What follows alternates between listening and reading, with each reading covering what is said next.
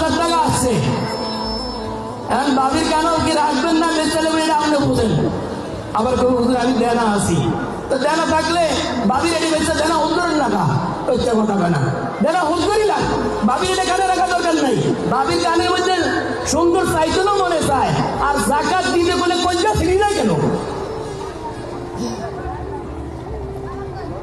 যদি বিবি যায় কানের মধ্যে গলার মধ্যে স্বর্ণ দিতে মজা লাগে, দেখতে মজা লাগে, তা আল্লাহকে সন্তুষ্ট করার জন্য প্রতি বছর বর্তমান বাজার হিসাবে 1 ভরি থাকলে 5,000 টাকা যাকাত দিয়ে দিবেন। আপনার কোনো ফতুয়া আমরা মানবো না, কোরা যুক্তি মানবো না।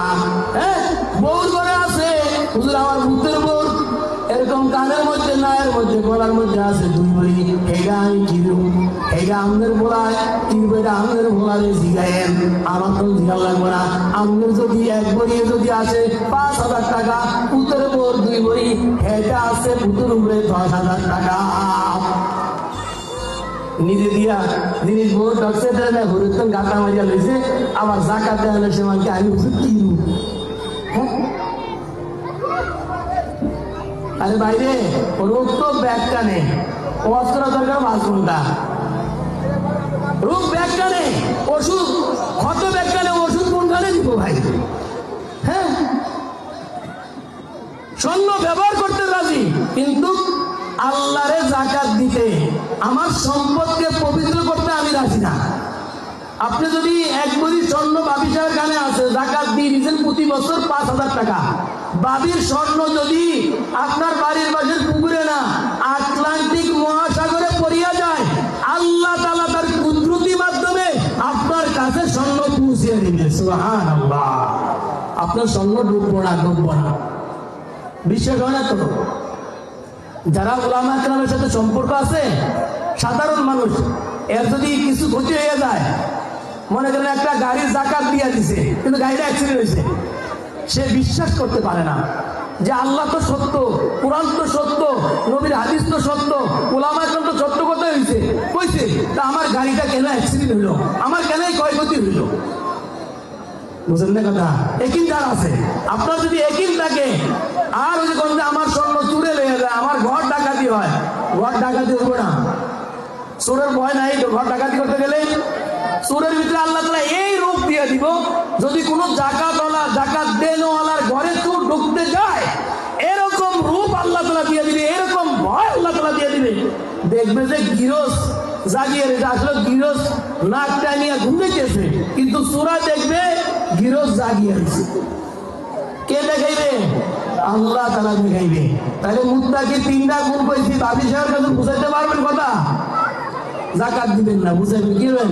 স্বর্ণের ডক চাইবেন, কিন্তু যাকাত দিতে পারবেন না হুজুর, যাকাত দিতে পারবেন না, না দিলে কাল কিয়ামতের ময়দানে এই যাকাত, এই সম্পদ দ্বারা, এই স্বর্ণ দ্বারা, এই চাঁদি দ্বারা এরকম ভাবে পাক বানাইয়া গালের মধ্যে, কপালের মধ্যে, সিনার মধ্যে, ভাষার মধ্যে 10 দিবার দেব, হাদা কঞ্জুকা, এইটা তোমার ওই সম্পদ, ওই কুৎকুচিত সম্পদ, যে সম্পদ মানুষের ভয়ে বুঝাইছিলা, আজকে সেটার স্বাদ তুমি ভোগ করো।